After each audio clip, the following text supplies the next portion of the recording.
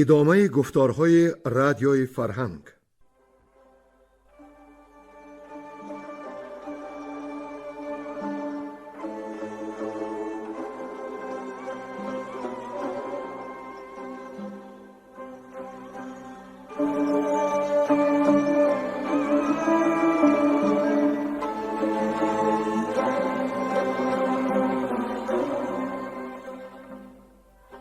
بسا رنج بردم در این سال سی، عجم زنده کردم بدین پارسی. بسا رنج بردم در این سال سی، عجم زنده کردم بدین پارسی.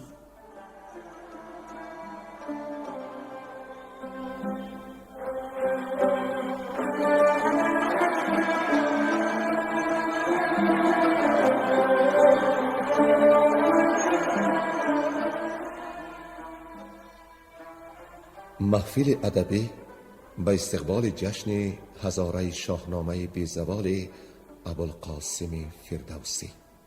صدر محفل لایق شیرعلی.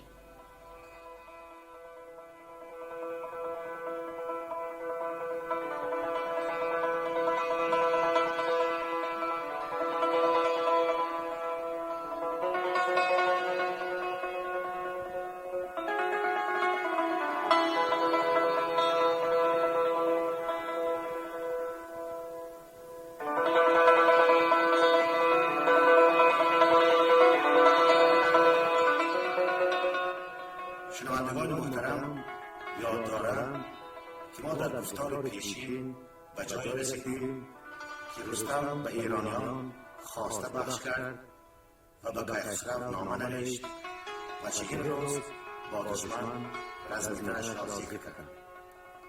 نامه را فریدون به کیخسرو بود. کیخسرو نامه رستم را خوانده به او پاسخ نوشت و در نامه رستم را فریدون خواند و با فریدون بر رستم هدیه‌های گرانبها فرستاد. همچنین تأکید کرد که از دست افراسیاب آرام و خودخواه نیست تا زمانی که سری را شهریار برند و خم کمند رستم نیاید. فریدون از پیش شاه و نزد رستم برگشت. پاسخ نامه را بر رستم آورد و اینک ادامه داستان را میشنوید. گویندگان ساربان، بیرنگ کوتاهانی، نزد یزدانی، گلنسا زبانی و کمینه.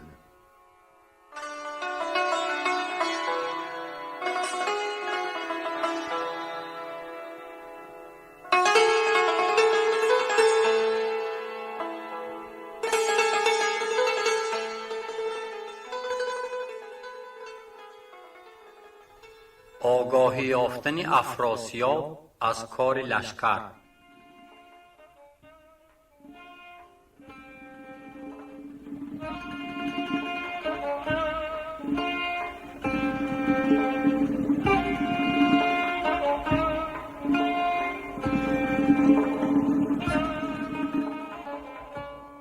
پس آگاهی آمد به افراسیاب که آتش برآمد ز دریای آب. ز کاموس و منشور و خاقان چین شکست اندر آمد به توران زمین.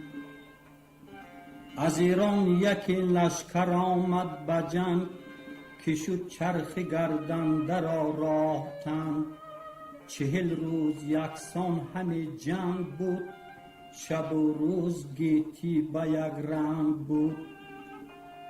ز گرد سواران نبود آفتاب، چو بیدار بخت اندر آمد به خواب. سرانجام از این لشکری بیشمار، سواری نماند از دری کارزار. بزرگان و آن نامور پهلوان، ببستند یک سر به بندی گران. بخاری فکندند بر پشت پیل، سپه بود گرد آمده بر 2 میل.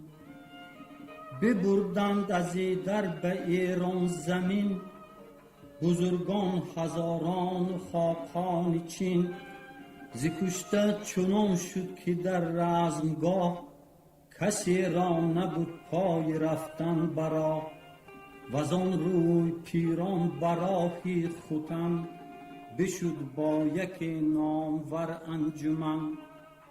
کشانی و چینی و هندی نماند، که منشور شمشیر رستم نخواند. پر از خون همه مرز بیش از 2 میل، تهی شد زمین از بزرگان و پیل. وزین سوی تنگ اندر آمد سپاه، تهمتن به پیش اندرون کینه خواه. گرایند زیما به جنگ آن گروه، تو هامون شمر کوه و هامون چکو. چو افراسیاب این سخنها شنود، دلش گشت پر درد و سر پر ز دود. همه موبدان و ردان را بخواند، ز کار گذشته سخنها براند. کز ایران یکی لشکری جنگجوی، بدین نامداران نهادند روی. شکسته شدند آن سپاهی گران، چنان ساز آن لشکری بیکران. ز اندوه کاموس و خاقان چین، ببستند گفتی مرا بر زمین.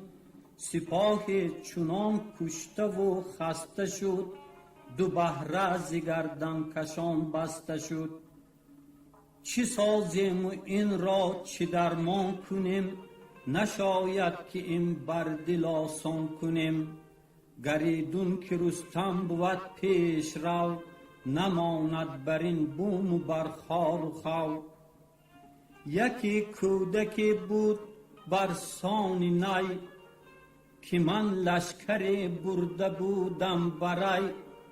بیامد چنانم زین برگرفت، که ماندند گردان بدان در شگفت. کمربند بگسست و بند قبا، بیفتادم از چنگ آن زیر پا. چنین دست بردی ورا دیدم، ز کارآگهان نیز بشنیدم. که او با بزرگان مازندران، چی کرده است تنها به گرزیگران. همان با بزرگان توران زمین، چی کرده است از بد بر این دشت کین. گرانمایگان پاسخ آراستند، همه یک سر از جای برخاستند. که گر نامداران سقلاب و چین، به ایران همه رزم جستند و کین. نه از لشکر ما کسی کم شده است، نه این کشور از خون دمادم شده است. ز رستم چرا بیم داری همی، چنین کام دشمن چه خاری همی. ز مادر همه مرگ را زاده ایم، میان تا ببستیم نگشاده ایم.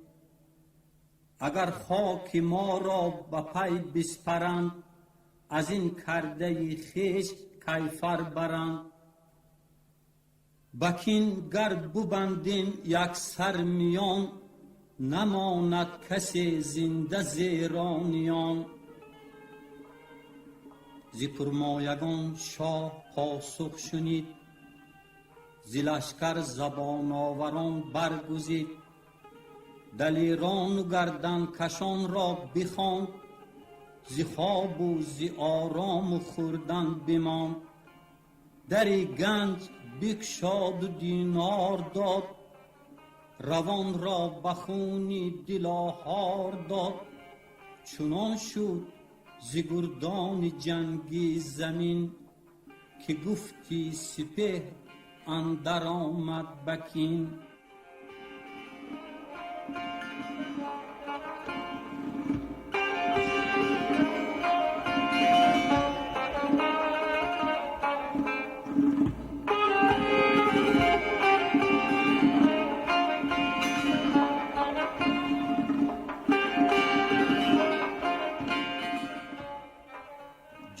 رستم با کافور مردم خوار.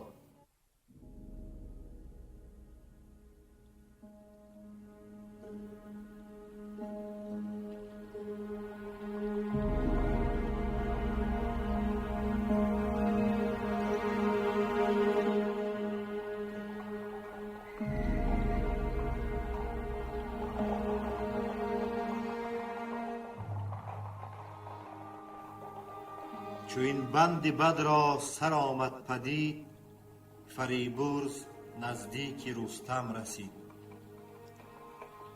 به دل شاد با خلعت شهریار، بدو اندرون تاج با گوشوار.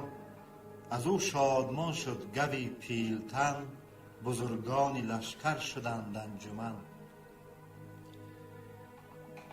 گرفتند بر پهلوان آفرین، که آباد بادا بر رستم زمین. از او جان شاه جهان شاد باد، بر او بوم ایرانش آباد باد. و از آن جایگه نیز لشکر براند، بیامد به سغد و 2 هفته بماند. به نخچیر و گور و به می دست برد، از این گونه یک چند خورد و شمرد. و از آن جایگه لشکر اندر کشید، به یک منزل بر یکی شهر دید. کجا نام آن شهر بیداد بود، دیژه بود و از مردم آباد بود. همه خوردنیشان زی مردم بودی، پری چهره هر زمان گم بودی. به خانی چنان شهریاری پلید، نبودی به جز کودکی نارسید. پرستندگان که نیکو بودی، به دیدار و بالا به آهو بودی. از آن ساختندی به خان برخوریش، بدین گونه بود شاه را پرورش. تهمتن بفرمود تا 3000 زرهدار و برگستوانور سوار. بر آن دیش فرستاد با گستهم، 2 گردی گرانمایه با او به هم. یکی بیژن گیو و دیگر هژیر، که در جنگ بودند با داروگیر. مر این شاه را نام کافور بود، که وی را بر آن شهر منشور بود. چو بشنید کامد ز ایران سپاه بود یکی نامور کینه خواه. بپوشید کافور خفتان جنگ، همه شهر با او بسانی پلنگ. کمند افگن و مرد میدان بودند، بر از من درون سنگ و سندان بودند. برآویخت کافور با گستهم، در آمیختند آن 2 لشکر به هم. یکی رزم کردند بر سان شیر، که پیش گوزن اندر آید دلیر. ز گردان ایران بسی کشته شد، سری رزم جویان همه گشته شد. چو گستهم گیتی بر آن گونه دید، جهان در کف دیو واژونه دید. بفرمود تا تیر باران کنند، بر ایشان کمینی سواران کنند. چنین گفت کافور با سرکشان، که سندان نگیرد ز پیکان نشان. همه تیغ و گرز و کمند آورید، سری سرکشان را به بند آورید. زمان برانسان برآویختند، که آتش ز دریا برانگیختند. فراوان از ایرانیان کشته شد، به سر بر سپهری بلا گشته شد. و بیژن چنین گفت گستهم زود، که لخت اینانت بباید بسود. بگویی بر رستم که چندین میست، بجنبان اینان با سوار دویست. بشد بیژن گیو بر سان باد، سخن بر تهمتن همه کرد یاد. گران کرد رستم زمان رکیب، ندانیست لشکر فراز و نشیب. بران سان بیامد بران رزمگاه، که سیل اندر آید ز کوهی سیاه به کافور گفت ای بدی بی هنر کنون رزم را بر تو آرم به سر. یکی حمله آورد کافور سخت بر آن بارور خسروانی درخت. بینداخت تیغی به کردار تیر که آید مگر بر یلی شیرگیر. به پیش اندر آورد رستم سپر نشد تیغ او بر سپر کارگر. کمندی بینداخت بر پوری زال همان از کمندش بدزدید یال. خروشی برآورد چون پیل تند فرو ماند کافور بر جای کند. عمودی بزد بر سرش پوری زال که بر هم شکستش سر و ترگ و یال. زبینی فرود آمدش مغز سر بیفتاد کافوری پرخاشگر. چنان تا در دیژ یکی حمله بود بزرگان نبودند پیدا ز خورد. در دیژ بستند از باره تیر فرو ریختند از پی داروگیر. بگفتند که مردی با زور و هوش بر این گونه پیلی پلنگینه پوش. پدر نام تو چون بزادی چی کرد کمند افگنی یا سپهری نبرد. دریغ است رنج اندرین شارسان که داننده خواندش پیکارسان. چطوری فریدون از ایران براند ز هر گونه دانندگان را بخواند. یکی باره افگند از این گونه پی ز سنگ و ز چوب و ز خشت و ز نی. برآورد از این سان به افسون و رنج بپالود رنج و تهی کرد گنج. بسی رنج بردند مردان مرد که از این باره دیژ برآرند گرد. نبود کس بر این باره بر پادشاه بر این رنج بردن ندارد بها. سلیح است ایدر بسی خوردنی و زیراندرون راه آوردنی. اگر سالیان رنج و رزم آوری نباشد به دستت به جز داوری.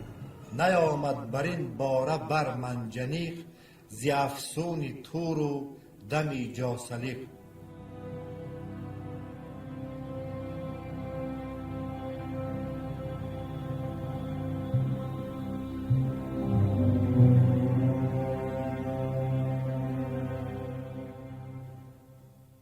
چو بشنید رستم پراندیشه شد دل رزم جویش چو یک بیشه شد.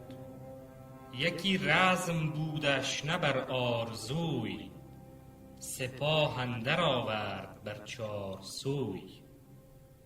به یک روی گودرز و یک روی توس پس پشت او پیل با بوق و کوس. به یک روی بر لشکر زابلی زرهدار با خنجر کابلی.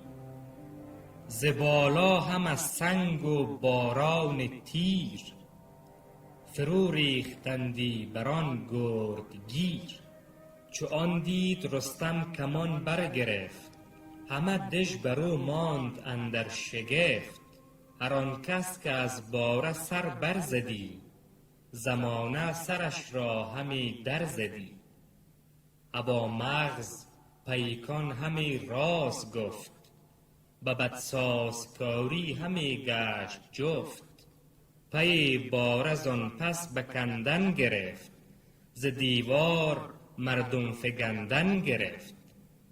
ستونها نهادند زیر اندرش بیالود نفط سیاه از برش.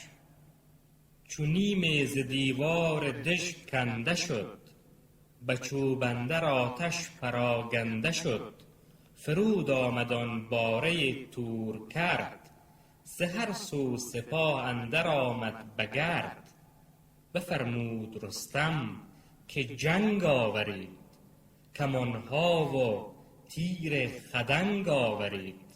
گوان از پی گنج و فرزند خویش، همان از پی بوم و پیوند خویش. همه سر بدادند یکسر به باد، گرامی تر آن کو ز مادر نزاد. دلیران پیاده شدند آن زمان، سپرها گرفتند و تیر و کمان. برفتند با نیزه داران به هم، به پیش اندرون بیژن و گستهم. دم آتش تیز و باران تیر، هزیمت بود زین سپس ناگزیر. چو از باره دژ به بیرون شدند، گریزان و گریان به هامون شدند. در دژ ببست آن زمان جنگجوی، به تاراج و کشتن نهادند روی. از ایشان بکشتند بهری به تیر، دگر بهره کردند گردان اسیر. بسی زر و سیم و گرانمایه چیز، ستور و غلام و پرستار نیز. از آنجا ببردند ایران سپاه، به سوی بنه برگرفتند راه. تهمتن بیامد سر و تن بشست، به پیش جهان آفرین شد نخست. ز پیروز گشتن نیایش گرفت، جهان آفرین را ستایش گرفت. به ایرانیان گفت با کردگار، بباید نهان بهتر از آشکار. به پیروزی اندر نیایش کنید، بران نیکویی ها ستایش کنید. بزرگان به پیش جهان آفرین، نهادند یک رویه رخ بر زمین. چو از یاد یزدان بپرداختند، بران نامدار آفرین ساختند. که هر کس که چون تو نباشد به جنگ، نشستن به آیدش با نام و ننگ. تن پیل و این زهره و چنگ شیر، زمانی نباشی ز پیکار سیر. تهمتن چنین گفت که این زور و فر، یکی خلعتی باشد از دادگر. شما سر به سر بهره دارید از این، نه جای گله است از جهان آفرین. بفرمود تا گیو با 10,000 سپردار و برگستوانور سوار، شود تازیان تا به مرز ختن. نماند که ترکان شوند انجمن. چو بنمود شب جعد زلف سیاه، از اندیشه خمیده شد پشت ما. بشد گیو با آن سواران جنگ، 3 روز اندرین تاختن شد درنگ. بدانگه که خورشید بنمود تاج، برآمد نشست از بر تخت عاج. ز توران بیامد سرافراز گیو، گرفته بسی نامداران نیو. بسی خوب چهره بتان طراز، گرانمایه اسپان و هر گونه ساز. فرستاد بهری به نزدیک شاه، ببخشید دیگر همه بر سپاه. وزان پس چو گودرز و چون توس و گیو، چو گستهم و رهام و شیدوش نیو. ابا بیژن گیو برخاستند، یکی آفرین نوآراستند. چنین گفت گودرز کای سرفراز، جهان را به مهر تو آمد نیاز. نشاید که بی آفرین تو لب، کشاییم از این پس به روز و به شب. همیشه بزی شاد و روشن روان، همیشه خرد پیر و دولت جوان، تو را داد یزدان به پاکی نژاد. کسی چون تو از پاک مادر نزاد. پدر بر پدر تا پسر بر پسر، مبادا که این گوهر آید به سر. همه بی نیازی و نیکختری، ابر مهتران جهان سروری. خداوند گیتی پناه تو باد، زمین و زمان نیکخواه تو باد. ز نام تو تا جاودان یاد باد، زمانه به تخت تو آباد باد. کسی کو بپیمود روی زمین، جهان دید و آرام و پرخاش و کین. به یک جای از این بیش لشکر ندید، نه از موبد سال خورده شنید. ز شاهان و پیلان و از تخت عاج، ز مردان و اسپان و از گنج و تاج. ستاره بر آن دشت نظاره بود، که این لشکر از جنگ بیچاره بود. بگشتیم گرد دلی در بسی، ندیدیم درمان این از کسی. خروشان بودیم از دم اژدها، کمان تو آورد ما را رها. توی تاج ایران و پشت سران، سرافراز و ما پیش تو کهتران. مکافات این کار یزدان کناد، که چهره تو پیوسته خندان کناد. به پاداش تو نیست من دسترس، زبان من پر از آفرین است و بس. تهمتن بر ایشان گرفت آفرین، که آباد بادا به گردان زمین. مرا پشت از آزادگان است راست، دل روشنم بر زبانم گواست. رخم تازه از زیب چهر شماست، روانم فروزان ز مهر شماست. وزان پس چنین گفت که در 3 روز، بباشیم شادان و گیتی فروز. 4م سوی جنگ افراسیاب، برانیم و آتش براریم زاب. برانیم لشکر بران بوم و بر، بسازیم یک باره زیر و زبر. بر این برنهادند و برخاستند، می و رود و رامشگران خواستند.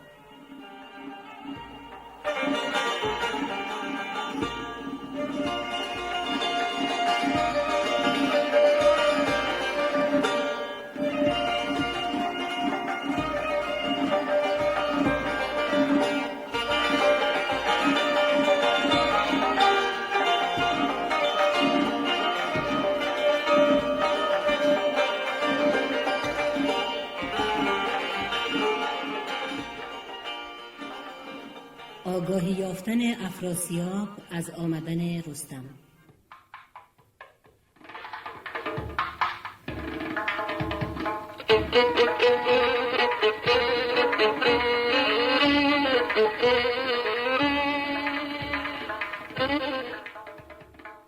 چو آگاهی آمد به افراسیاب، که رستم سوی جنگ دارد شتاب. دلش زین سخن پر ز تیمار شد، همه پرنیان بر تنش خار شد. همی گفت پیکار او کار کیست؟ سپاه است بسیار و سالار کیست؟ که یارد شدن پیش او رزم خواه، که از تف تیغش نگردد تباه. وزان پس به لشکر به آواز گفت، که با وی که داریم در جنگ جفت. ز ترکان نبینیم همتای اوی، که در رزم گیرد همی جای اوی.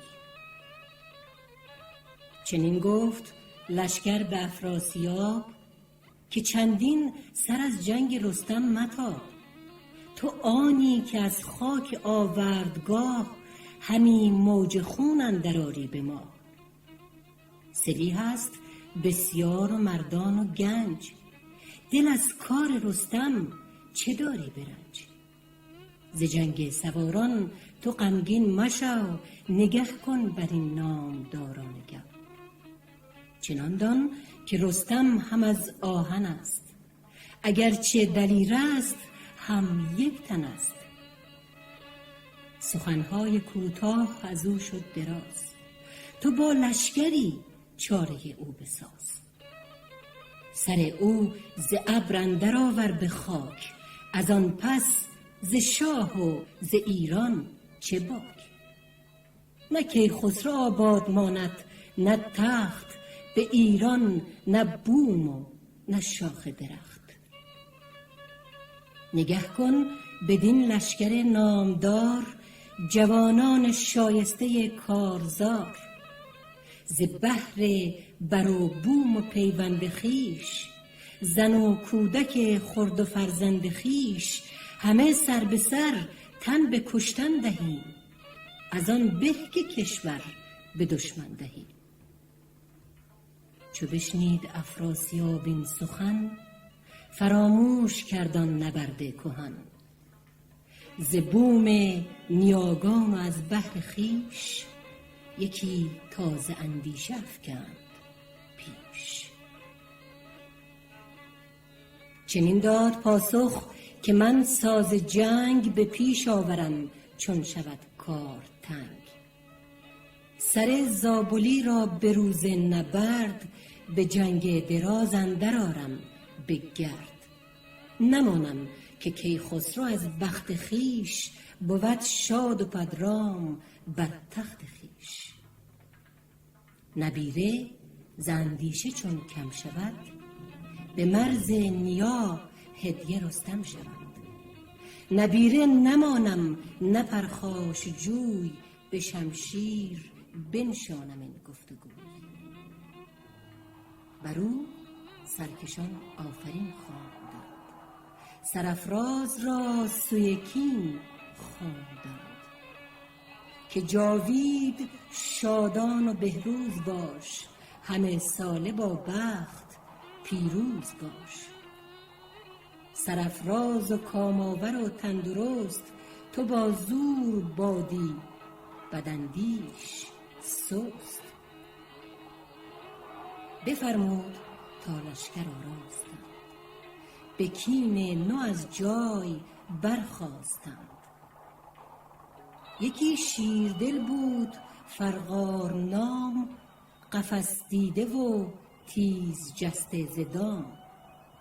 سپهبد از او جنگ ها دیده بود، به هر جای او را پسندیده بود. ز بیگانگان جای پردخته کرد، به فرغار گفت ای گران مایه مرد. همکنون برو سوی ایران سپاه، نگه کن بدین رستم رزم خواه. سپاهش نگه کن که چند است و چون، که دارند از این مرز ما رهنمون. دگر نامداران پرخاش جوی، نگه کن چندند و بر چند روی. سلیحاور و نیزدار و سوار، ز نامآوران کیست اندر شمار. ز پیلان جنگی و مردان کین، بد و نیک گردان ایران ببین. چو فرغار برگشت و آمد به راه، به کارآگهی شد به ایران سپاه. غمی شد دل مرد دیهیم جوی، به بیگانگان هیچ ننمود روی. فرستاد و فرزند را پیش خواند، بسی راز شایسته با او براند. بشیده چنین گفت که ای پرخرد، سپاه تو تیمار تو کی خورد. چنان دان که آن لشکر بیشمار، که آمد بر این رزم چندین سوار. سپهدارشان رستم شیردل، که از خاک سازد به شمشیر گل. چو کاموس و منشور و خاقان چین، گهار و چو فرتوس با آفرین. دگر کندر و شنگل آن شاه هند، سپاهی ز کشمیر تا رود سند. به پیروزی رستم شیرگیر، بکشتند و بردند چندین اسیر. 40 روز با لشکر آویز بود، گهی رزم و گه روی پرهیز بود.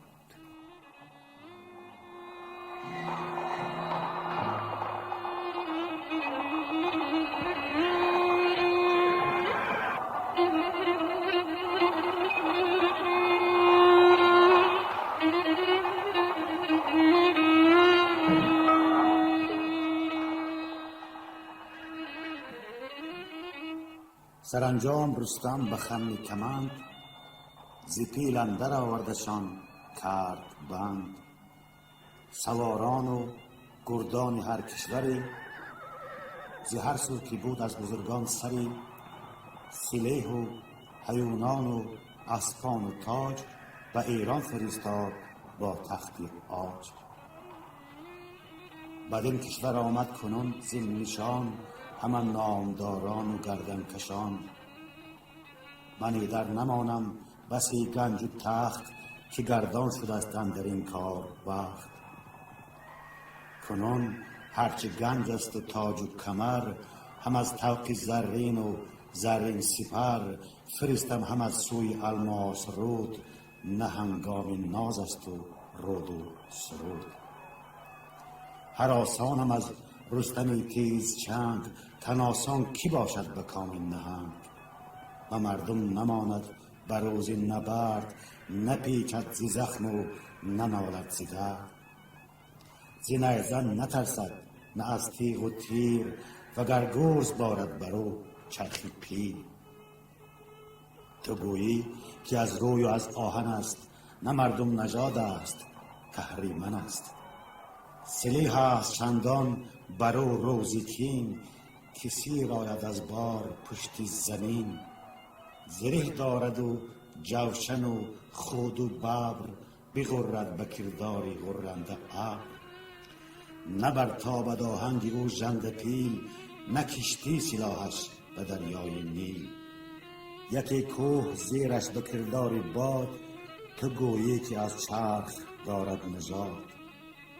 تکی آهوان دارد و حول شیر، به دریا و کوه اندر آید دلیر. سخن گویم ارزو کنی خواستار، به دریا چو کشتی بود برگزار. مرا با سوارش بسی بوده جنگ، یکی جوشن استش ز چرمی پلنگ. سلیح هم نیامد بر او کارگر، بسی آزمودم به تیر و تبر. کنون آزمون را یکی کارزار، بسازیم تا چون بود روزگار. گریدون که یزدان بود یارمند، بگردد به بایست چرخی بلند. نه ایران بمانیم و نه شهریار، سرآید مگر بر من این کارزار. وگر دست رستم بود روز جنگ، نسازم منی در فراوان درنگ. شوم تا بدان روی دریای چین، بدو مانم این مرزی توران زمین. بدو شیوه گفته خردمند شاه، انوشه بزی تا بود تاج و گاه. تو را فر و برز است و فرزانگی، نژاد و دل و بخت و مردانگی. نباید تو را پند آموزگار، نگه کن بر این گردشی روزگار. چو پیران و هومان و فرشید ورد، چو کلباد و نستیهن اندر نبرد. شکسته سلیح و گسسته دلند، تو گفتی که از غم همین بگسلند. تو بر باد این جنگ کشتی مران، چو دانی که آمد سپاه گران. ز شاهان گیتی نبرده توی، جهان دیده و کار کرده توی. به جان و سری شاه توران سپاه، و خورشید و ماه و به تخت و کلاه که از کار کاموس و خاقان چین دلم گشت پر درد و سر پر ز کین. سوی گنج باید کشیدن سپاه، نباید سوی رزم کردن نگاه. ز چین و ز ماچین سپه خواستن، پس آنگاه مر دشمنان کاستن. چو این گفته شد رفت تا جای خواب، دلی پر ز کین و سری پر شتاب. شبی تیره بگشاد چشمی دژم، ز غم پشت ماه هم در آمد به خم. جهان گشت برسان مشکی سیاه، چو فرغار برگشت از ایران سپاه. بیامد به نزدیک افراسیاب، شبی تیره هنگام آرام و خواب. چنین گفت که از بارگاه بلند، برفتم بری رستم دیو بند. سراپرده سبز دیدم بزرگ، سواری به کرداری درنده گرگ. یکی اژدهافش درفشید به پای، تو گفتی همه اندر آید ز جای. به خیمه درون ژنده پیل ژیان، میان تنگ بسته چو ببری بیان.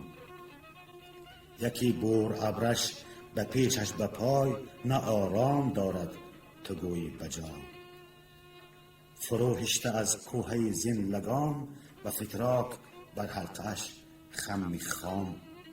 سپهدار چون توس و گودرز و گیو، فریبرز و گرگین و شیدوشی نیو.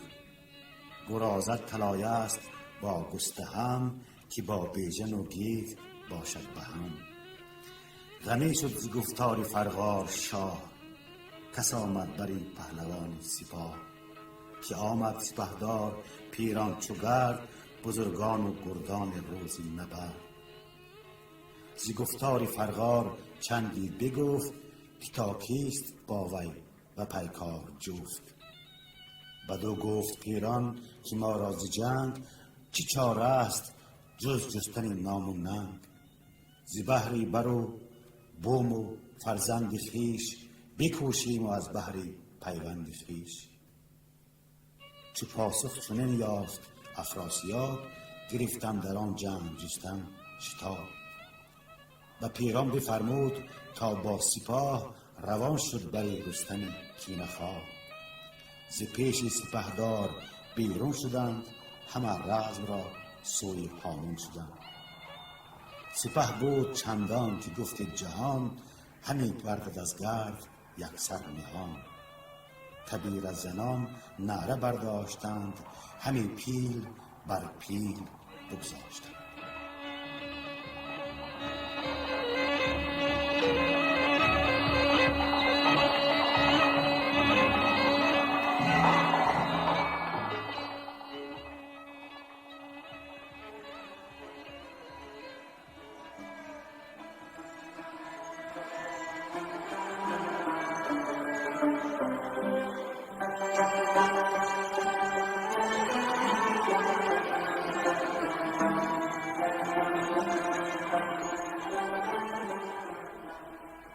شما محفل ادبی را به استقبال جشن هزاره شاهنامه ابوالقاسم فردوسی شنیدید.